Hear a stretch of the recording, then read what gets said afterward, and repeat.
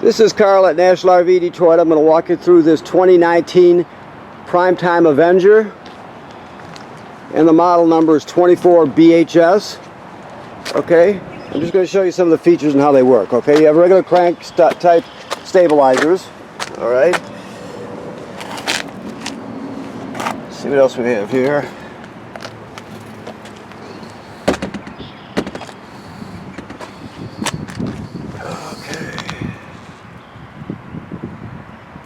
There it is over there. Bear with me 1 second here. I've only got one hand to work with, so I gotta... There we go. Okay. So you have a sink, a refrigerator, and then you have this pull-out cooktop. Okay. Just so you know, let's see what we've got here.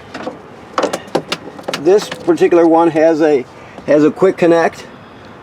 So you can connect it using this hose to the LP system, and it should be underneath the trailer here, right here actually.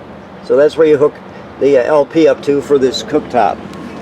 So you got to do that to get gas to the trailer, of course.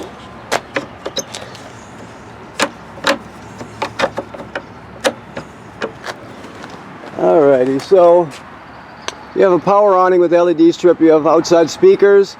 This is a vent for the range hood. Make sure you open up those little latches so that it opens and flaps freely when you're venting to the outside. This is a service panel for your refrigerator. Of course, that is your furnace vent there. You have your water heater right here. So the switches to operate it are inside the trailer. Right now you can see it's filled with water, so it's got the plug in it. So it's ready to be camped in. Okay, so it's been de-winterized and put into camping mode. Never run the water heater without water in the water heater tank, of course. Alrighty. We have, let's see, pass-through storage here. There's your 3/4 inch crank, and there's a smaller crank that's used for this power tongue jack. There's a tab on here, or a little knob, I guess you would unscrew, and then you can put that crank right on there and crank it manually if it happens to fail. So you can always get yourself out of trouble by using that crank. Deep cycle marine battery, 2 LP tanks which are full with an automatic changeover regulator. That's just in case you wanted to purchase a little Go Power solar panel battery charger kit. That would just charge your battery. You can plug it right into there. It's just an option. It's pre-wired for. Oops, sorry. Okay. Your dump hose, and of course a little reducer right there. This is your fresh tank fill. So the most common way to get water to the trailer, of course, is your city water hookup, which is right over here.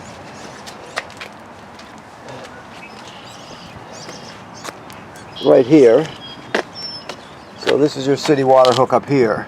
This is just a sprayer, a shower. So the most common way to get water to this trailer is to just hook the hose out of there, and you're all set.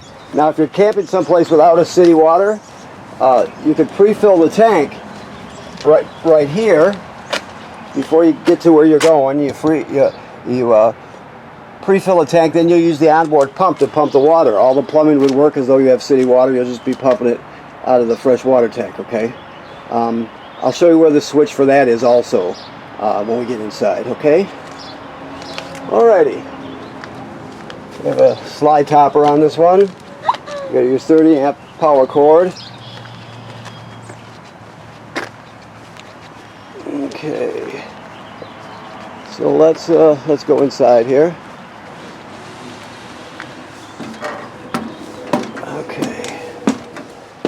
This is your LP detector right here. It should always be green like it is, if not, get it serviced. Get the lights. You have your outside light. You also have your power awning out and in. So let me see what we got here.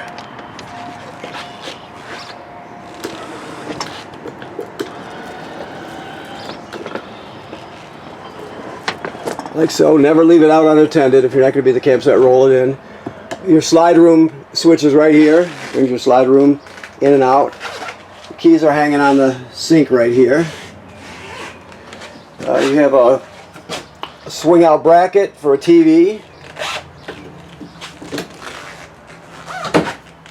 And storage above it and below it. Let's see what else we have here. More storage. This is your microwave. Works like any other microwave.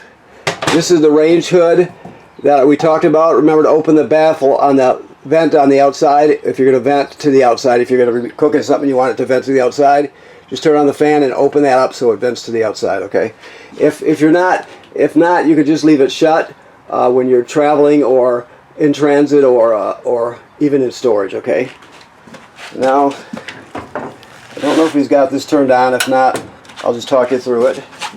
So you have the sparker here on the left. You turn it clockwise to spark the burners. You have 3 knobs here for the 3 burners, and then the last one is for the oven. Let's see what he's got here. Yep, it's still turned on. So very simple. The oven is a little bit different in that you have a pilot light all the way at the back on the bottom, and you can see it sparking back there. So you'll take the oven knob and you go to the picture of the flame, then you depress it. Keep it depressed during the whole lighting procedure. Then you light it. Once you see the pilot light down here light, you still hold it in for another 10 or 15 seconds to heat up the thermocouple, and then you go to operating temperature. It'll cycle as an oven does. When you shut it off, the flame goes out, of course, but so does the pilot light, so you have to relight the pilot light each time you use the oven. Okay, you got oven light here. Okay. Always travel with the top down so it doesn't break. The refrigerator is a gas absorption refrigerator.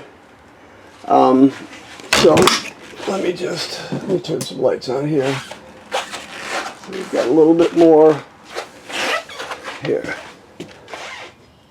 Okay, so the gas absorption refrigerator runs on 110 AC or LP gas. So right now it's on auto because it's plugged in, right? Basically, it always seeks out electricity. That's why it's called auto. It'll always seek out electricity. If it can't find it, it'll light on gas. Or if you have a power failure at the campground, it'll sense that and automatically switch over and light on gas so you don't spoil the food. So it does all that. And one other thing to know about this is this is the thermistor right here. This is how you set the temperature. You see that sticker? It says warmer low at the bottom, colder at the top. So the higher you push this wire with it's got a cylinder on the end, the higher you push it up, the cooler it gets in the refrigerator. So you're going to pretty much want it as high as you can get it almost always. Alrighty. So this is your power converter right here. So this converts AC to DC power. So you have, when you're plugged into shore power, you have regular 110 AC at these circuit breakers like you'd have at home, and they're all labeled, right? Then the power is converted to 12 volt DC on this side, so that's where your 12 volt comes from. It takes the shore power, the AC power, and it converts it to 12 volt DC over here. You can see you got 12 volt fuses, and they're all labeled. It's also a battery tender, so it'll sense how much energy your battery up on the tongue has and needs, and it'll always, as long as you're plugged into shore power, it'll always keep your battery charged too, okay? So it's a distribution panel, a AC to DC converter, and a battery charger. And that's the power converter. Okay, so bathroom.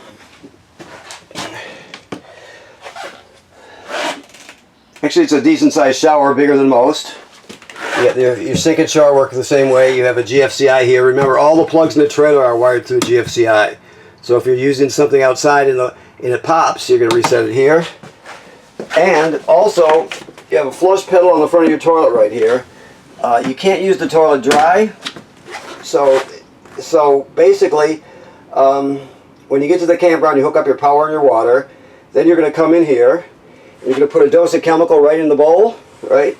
Then you're going to step on the pedal and hold it down, and water will come flowing out and swirling into the bowl and then into the black tank below. You hold it down long enough to put at least a gallon of water into it. You can use more, just not less. So you need a dose of chemical and at least a gallon of water, then it's ready to be used. If you don't do that, the smell will be terrible and it'll get clogged up, so you always want to make sure you have chemical and water in it. This is to light your water heater on gas right here. Your water pump is right here. Remember, use that pump to pump water out of the fresh water tank if you don't have city water. You also use the pump to winterize the trailer. And then you have your batteries charged, fresh water, so on and so forth, okay? Alrighty, so let me look around. You can pull the poles out of the table. You can drop it down onto these cleats here on the side and turn this into a bed if you want to. Okay. Your bedroom, there is some storage underneath the bed. You have an emergency window here, of course. TV hook up here and a bracket, so you can put a TV in here if you choose to. And that's your antenna. It doesn't go up and down, it just rotates. So that's where you rotate your antenna at. Okay. Alrighty, so I think that does it. Let me look. One last thing, the thermostat. It's an analog thermostat, so you put the fan on auto. One click to the right is heat, LP heat. Two clicks to the, or a click to the left is the fan. The fan is just the air conditioner running without the compressor. It just circulates air. And then all the way over to the left is cool, which is full air conditioning. So, just a basic analog thermostat is very simple. Okay? Alrighty, so I want to thank you for purchasing your trailer here at National RV Detroit. Right now, this is it's in camping mode right now, so you're all set for the summer anyway. If you drain your water heater tank, always remember to fill it up before you turn it on. And you should inspect your roof every 90 days or so. Check any place you see caulk from the factory, whether it's on the roof or on the sides. Just check it, make sure the seals are good and tight. There's no way water can get through.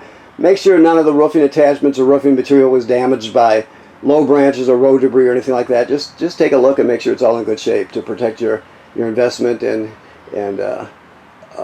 be ahead of any potential problems. Okay? Thank you.